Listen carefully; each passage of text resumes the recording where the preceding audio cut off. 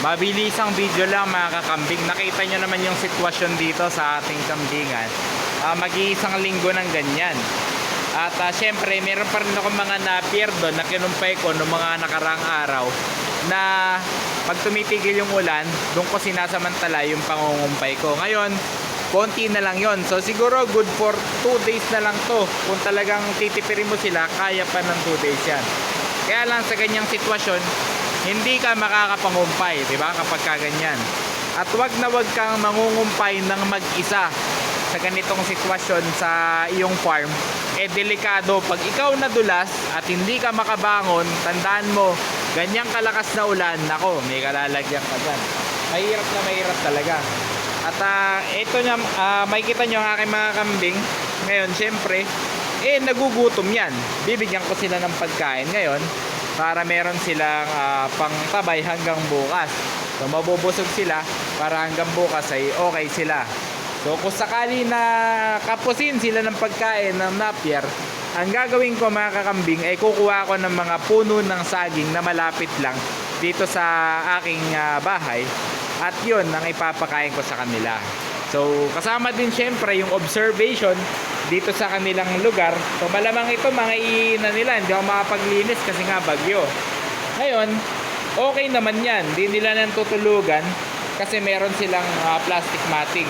At ang kagandahan nito, dahil bubong itong ating goat house, ayan, yero, at meron ditong siwang para sa labasan ng hangin, hindi basta-basta papasok dyan yung ampias o yung angge na tinatawag. Hindi basta-basta mababasa ang ating mga alaga. Pag hinawakan mo yung mga balayibo nila, yan, mga tuyo yan. Ibig sabihin, hindi sila nababad ng tubig. Mabababad lang yan pag kami nakakapasok na tubig dito sa ating goat house.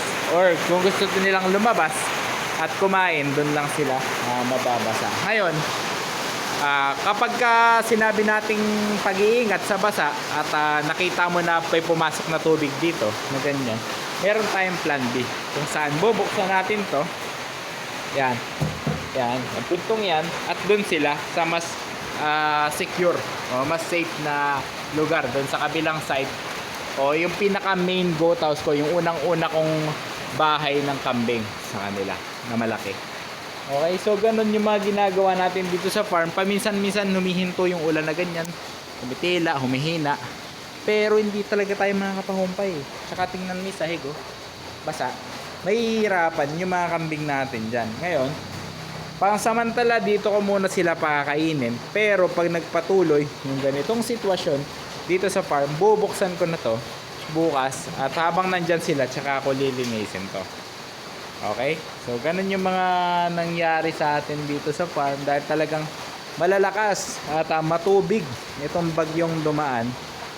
At gumagawa tayo ng mga video na ganito syempre para kung may kuryente sa inyong farm at meron kayong internet, napapanood to ng mga kapwa natin magkakambing. Yan, papakita ko sa inyo yung pagkain nila.